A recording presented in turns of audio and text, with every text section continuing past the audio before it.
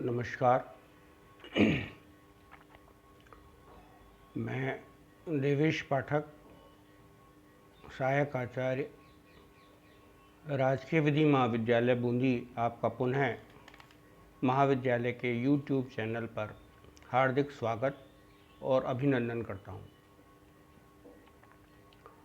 हम जो सब्जेक्ट पढ़ने जा रहे हैं वो है इंटरप्रिटेशन ऑफ इंस्टीट्यूट,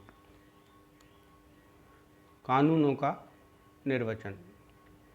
कानूनों का निर्वचन किस तरह से किया जाता है, उसमें कौन कौन से नियम हैं।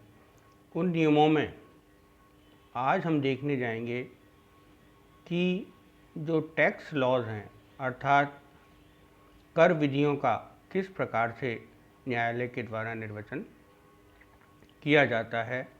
न्यायालय उनके निर्वचन में कौन कौन से सिद्धांतों को अपनाता है, कौन कौन सी सावधानियाँ न्यायालय के द्वारा बरती जाती हैं जिससे कि कर विधियों का, टैक्स लॉज का निर्वचन किया जा सके और उनका निर्वचन के पश्चात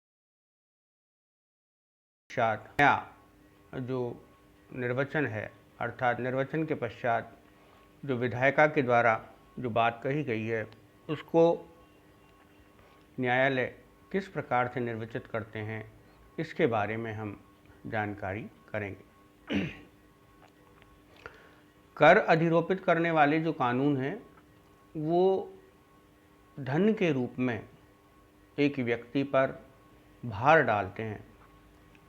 टैक्स जो अब लगाता है सरकार, संसद को ये अधिकार है कि वो टैक्स लगा सकता है, तो वो टैक्स लगाने वाले जो भी कानून बनाए जाते हैं संसद या राज्य की विधानसभा के द्वारा, उनके माध्यम से एक व्यक्ति पर धन के तौर पर एक भार डाला जाता है, एक दायित्व उसके ऊपर डाला जाता है। तो जो ऐसे जो कानून हैं जो कि भार के रूप में, धन के रूप में भार डालते हैं, ऐसे कानूनों का निर्वचन हमेशा कठोर रूप से, स्ट्रिक्ट, जिसको हम शब्दों में कहें, कठोर का मतलब है स्ट्रिक्ट जो है रूप से किया जाना चाहिए। अर्थात जो कानून की भाषा है वो कानून की भाषा यदि तो कर देने वाला है उसके ऊपर लागू हो रही है तभी ऐसा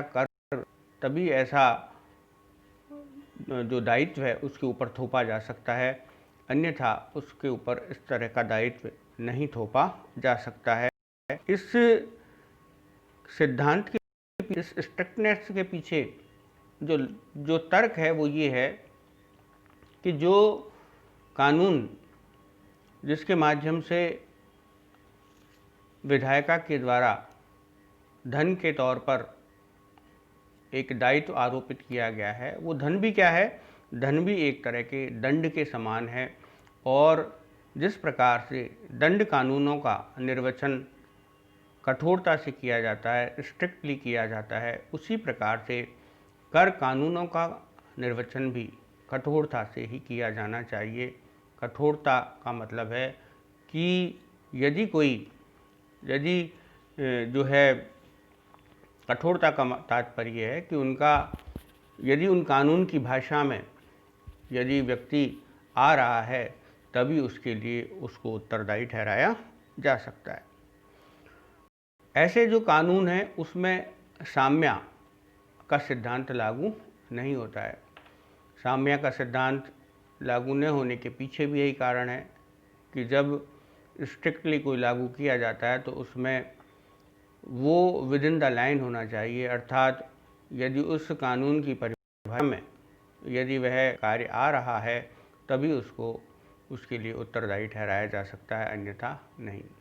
लेकिन यदि निर्वचन के दो डाले जा सकते हैं, एक तो करदाता के पक्ष में और एक करदाता के लाभ के लिए, करदाता के पक्ष में और दूसरा करदाता के नुकसान के लिए।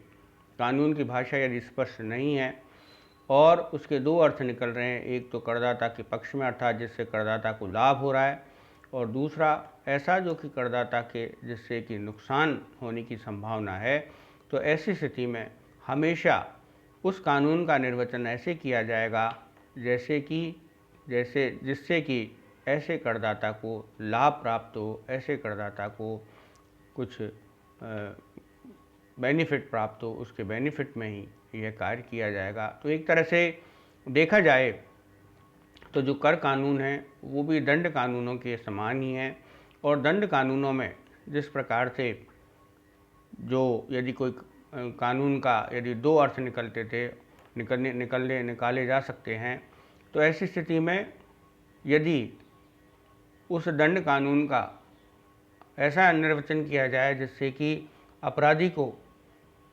सहूलियत होगी, लाभ प्राप्त होगा, तो वैसा ही निर्वचन कोर्ट के द्वारा किया जाता है। इसी प्रकार जो कर कानून है और कर कानूनों में भी यदि कानून की भाषा इस तरह की है कि जिसमें कि दो तरह का निर्वचन किया जा सकता है, दो अर्थ उसके निकाले जा सकते हैं, तो ऐसी स्थिति में हम देखेंगे कि यदि एक निर्वचन ऐसा है जो कि करदाता के पक्ष में, करदाता के लाभ के लिए है, एक निर्वचन ऐसा है जो कि करदाता के विरोध में है, तो करदाता के लाभ के लिए ही इस प्रकार का निर्वचन किया जाएगा। लेकिन निर्वचन करते समय न्यायालय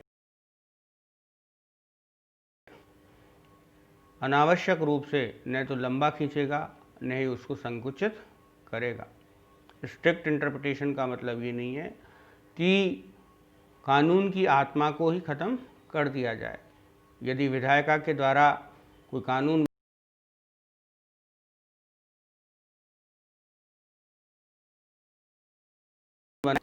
स्ट्रिक्ट इंटरप्रिटेशन का मतलब ये है कि यदि वह उस कानून की भाषा में सम्मिलित हो रहा है, प्रचलित शब्दों के अनुसार वह उसमें उसका दायित्व आ रहा है, तो उसको दायित्वाधीन माना जाएगा। इस प्रकार से हम देखते हैं कि जो कर कानून हैं, उन कर कानूनों के संबंध में इंटरप्रिटेशन के जो कई सदियों से जो इंटरप्रिटेशन हो रहा है, कई सालों से जो है, जब से कोर्ट हैं तब से ही इस तरह का इंटरप्रिटेशन हो रहा है। तो जो एक निर्धारित परंपरा, एक निर्धारित परिपाटी सी जिसके माध्यम कर कानूनों के लिए उन बातों को फॉलो किया जाना चाहिए। यदि कर कानूनों का निर्वचन किया जा रहा है तो न्यायालय को देखना होगा कि कुछ बातों का उसके द्वारा जो है देखा जाए। पहली बात तो है, कर कानूनों की जो व्याख्या है वो अक्षरशः की जानी चाहिए, अर्थात जो कानून में लिखा हुआ है उसी के अनुसार कर कानूनों का निर्वचन होना चाहिए।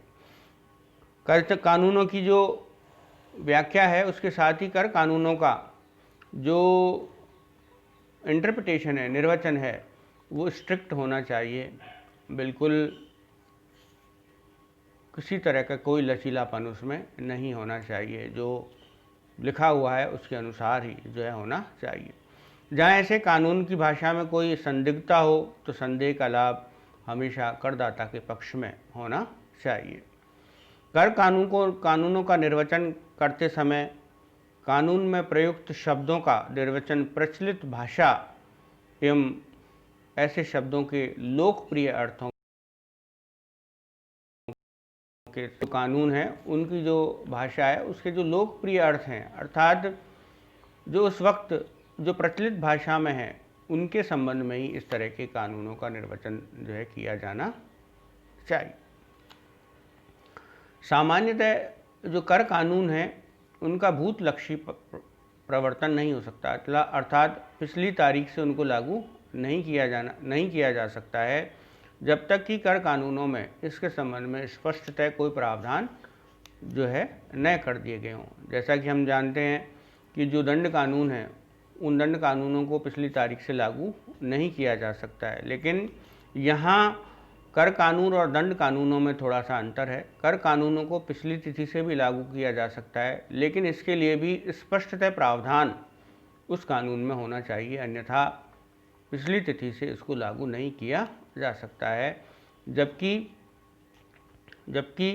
जो दंड कानून है उनको हमेशा ही आगामी तिथि से या वर्तमान तिथि से ही लागू किया जा सकता है, पिछली तिथि से उसको लागू नहीं किया जा सकता है। तो इस प्रकार हम देखते हैं कि ये कुछ महत्वपूर्ण जो बातें हैं, जो कि हर प्रकार से जो कानून हैं, उन कर कानूनों के निर्वचन के लिए बहुत ही महत्वपूर्ण है। इन सब बातों का ध्यान रखते हुए ही कर कानूनों का निर्वचन जो है किया जाता है। अब इसमें हम देखेंगे कि बहुत सारे जो बातें हैं और बहुत सारे केस लॉ इसमें दिए गए हैं। जैसा कि आप जानते हैं कि निर्वचन का जो निर्वचन की जो समझाने का जो तरीका है वो केस के माध्यम से ही है। केस के माध्यम से कोर्ट ने क्या कहा है उनके अनुसार ही हम क्लास में ये समझा पाते हैं कि किस तरह से इन सिद्धांतों को न्यायालय के द्वारा विभिन्न विभिन्न मुकदमों में लागू किया गया। तो इसमें कुछ महत्वपूर्ण जो मुकदमे हैं उनके बारे में मैं आपको बतलाने जा रहा हूँ कि उनके माध्यम से किस प्रकार से कर कानूनों का स्ट्रिक्ट इंटरप्रिटेशन जो है कोर्ट के द्वारा किया गया है, न्यायालय के द्वारा किया गया है। लेकिन ये भी साथ ही हम देखेंगे कि स्ट्रिक्टनेस का मतलब ये नहीं है कि कानून को बात तोड़ा मरोड़ा जाए और उसको स्ट्रिक्टनेस के नाम पे, कठोरता के नाम पर उसकी आत्मा को समाप्त कर दिया जाए। तो हम देखते हैं इसमें कौन कौन से जो केस लॉ हैं वो हम आगे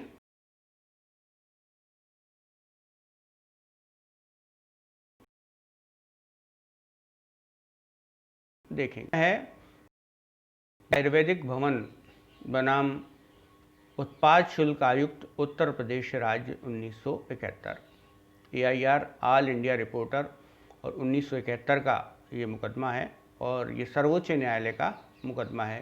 क्योंकि यहाँ जगह की कमी है इस कारण से सर्वोच्च न्यायालय नहीं लिखा गया है, लिख दिया है। ये सर्वोच्च न्यायालय के निर्णय हैं सभी के सभी और सर्वोच्च न्यायालय ने इसमें फैसला दिया है। तो बैद्यनाथ आयुर्वेदिक भवन बनाम उत्पाद शुल्क आयुक्त उत्तर प्रदेश राज्य का जो केस है ये बड़ा ही इंटरेस्टिंग केस है। इसमें जो आयुर्वेदिक जो दवाइयाँ बनाई जाती हैं उनके संबंध में ये केस है।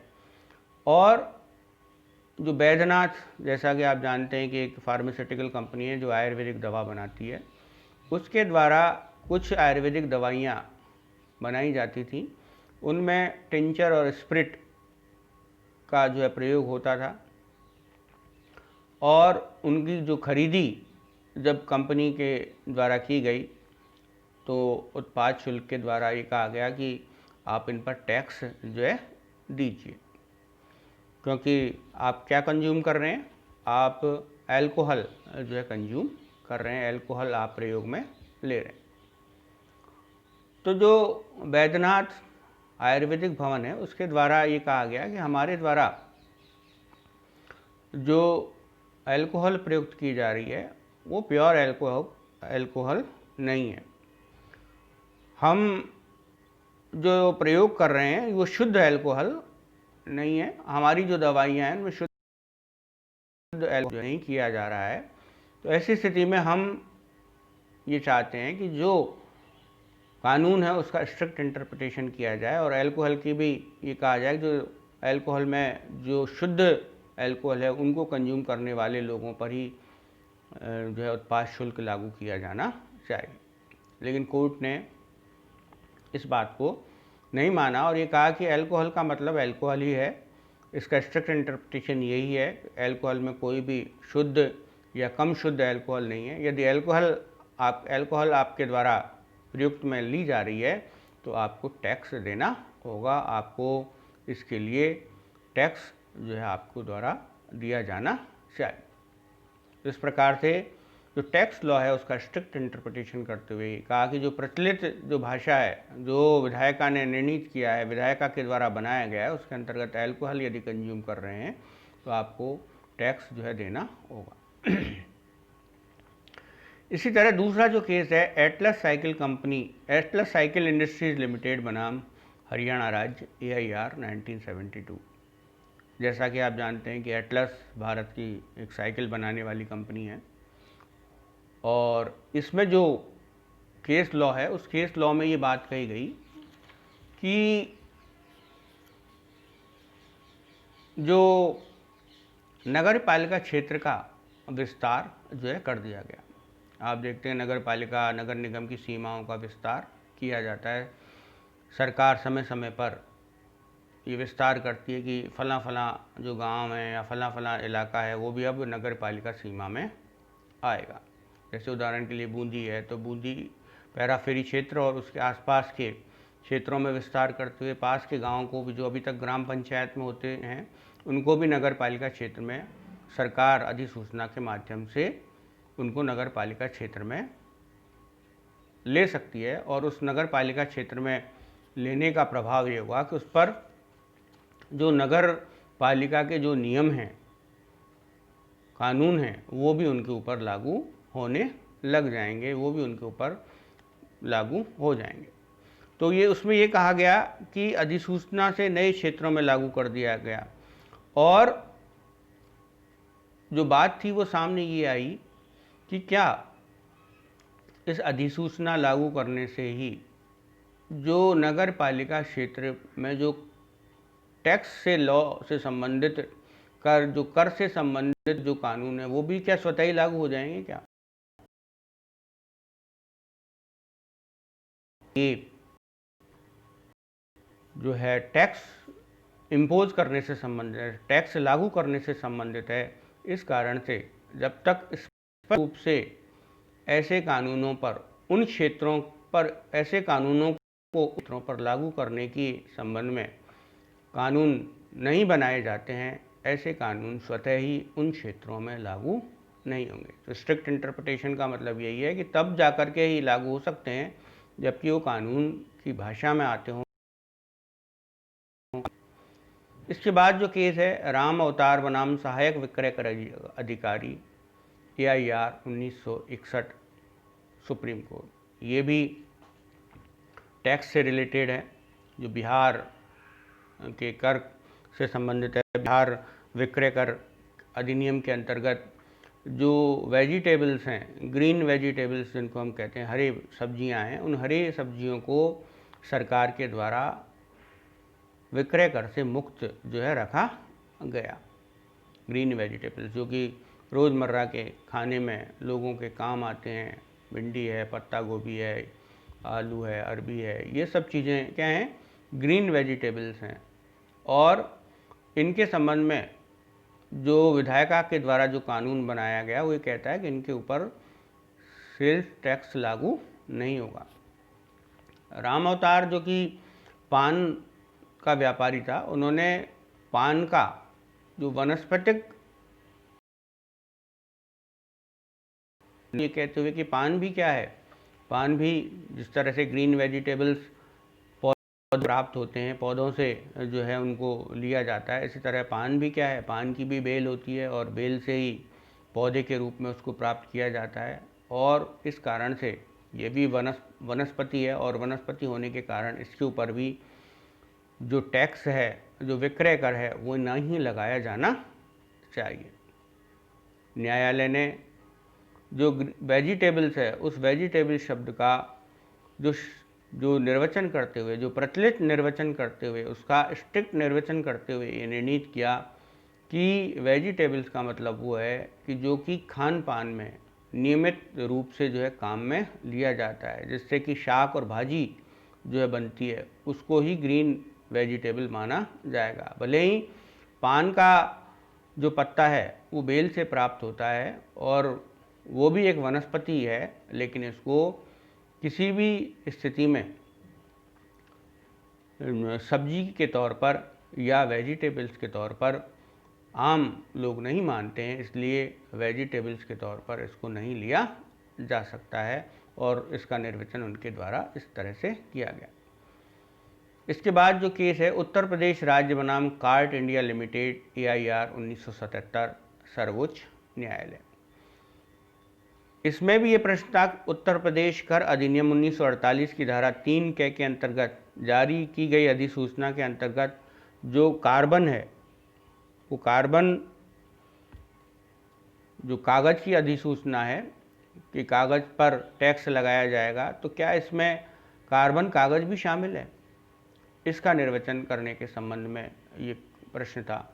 तो जहाँ तक कोर्ट ने निर्णीत किया कि कागज़ का अर्थ ये होता है कि जो लिखने पढ़ने के जो काम में आए, जिस पर लिखा जाए, जिस पर अक्षर लिखे जा सकते हों, जिस पर अंक लिखे जा सकते हों, ऐसे जो कागज़ है उसको ही क्या माना जाएगा, उसको ही कागज़ माना जाएगा। जो कार्बन कागज़ है, कार्बन कागज़ सामान्यतः किसके प्रयोग में आता है, टंकण जो टाइपिंग है या उससे जो है साइक्लोस्टाइल है उसमें कॉपी करने के लिए उसको काम में लिया जाता है।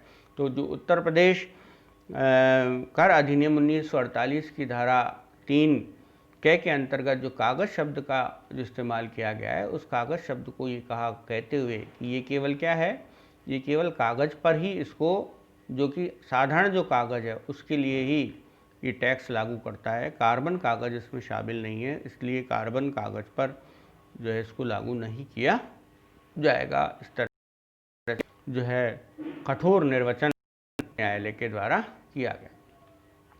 आगे यदि हम देखें इसमें तो जो केस लॉ है वो है Messrs Tata engineering and locomotive company limited बनाम बिहार राज्य AIR 1999 पटना हाई कोर्ट का निर्णय है, इसलिए हमने इसमें स्पष्ट रूप से लिखा कि पटना हाई कोर्ट के द्वारा ये निर्णित किया गया है। ऑल इंडिया रिपोर्टर में ये रिपोर्टेड है 1999। इसमें ये कहा गया कि विधायिका के आशय को प्राथमिक रूप से कानून की भाषा से ही प्राप्त किया जाना चाहिए, क्योंकि कर अधिनियम में यही देखा जाता है कि स्पष्ट रूप से विधायिका ने क्या कहा है। कर में साम्य नहीं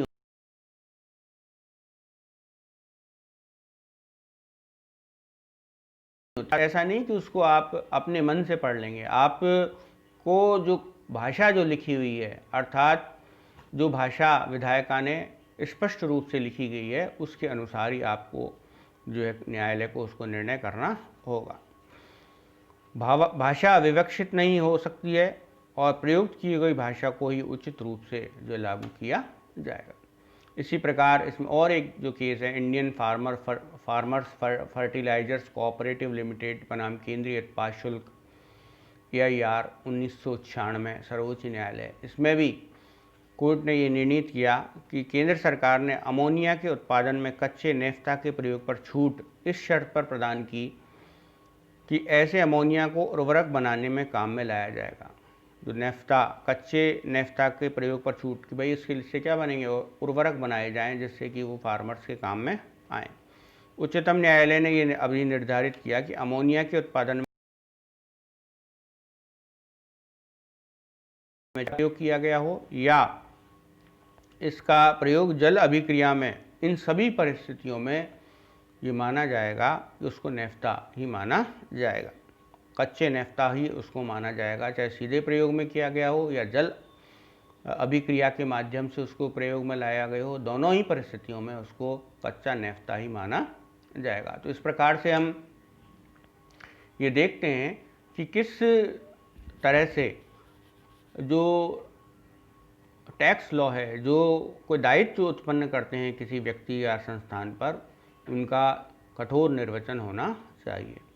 कठोर का मतलब ये भी नहीं है कि उसकी आत्मा को आप खराब कर दें। दूसरी बात, कठोर निर्वचन के साथ साथ यदि निर्वचन करते समय कोई लाभ जो असेसी है, अर्थात जो कर देने वाला है, उसको प्राप्त हो सकता है, तो उसके पक्ष में उसका निर्वचन किया जाना चाहिए। एक तरह से देखा जाए तो बहुत कुछ नियम जो दंड कानूनों का निर्वचन है उससे मिलता जुलता है। आप इसको पढ़ें, मैंने ये YouTube पर भी डाला है, इसके साथ ही आपके WhatsApp ग्रुप पे भी इसका पूरा प्रश्न तैयार करके डाला है, तो आप इसको तैयार करें और लिख करके जो अपने पास रख लें। नमस्कार, धन्यवाद।